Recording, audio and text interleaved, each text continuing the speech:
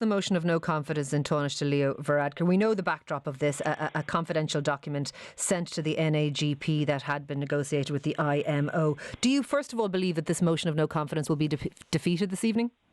I think it's very, very likely that it will be defeated. I think government TDs and those who work with Leo and who have done so for a while now, I think accept two things. The first thing they accept is that the way in which this particular matter was handled fell short of the standards that Leo Varadkar has for himself.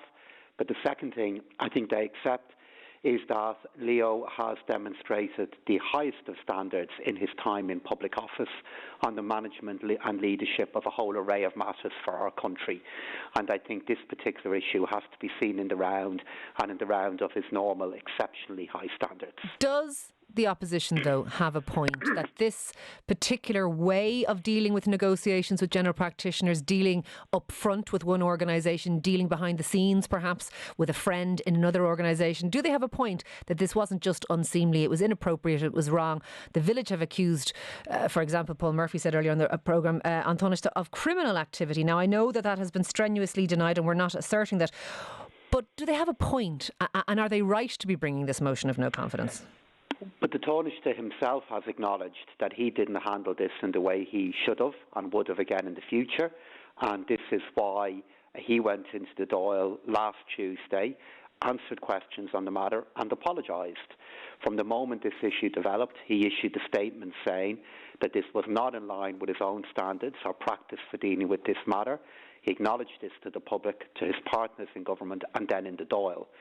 So he answered questions on the matter in the context of having given that statement, and will do so again this evening. It's up to the opposition to decide what they want to bring forward, and then it's up to the government to put our side of the story forward, which is what we will be doing tonight. So the government is saying that this matter has been dealt with. Is there any division between the government parties?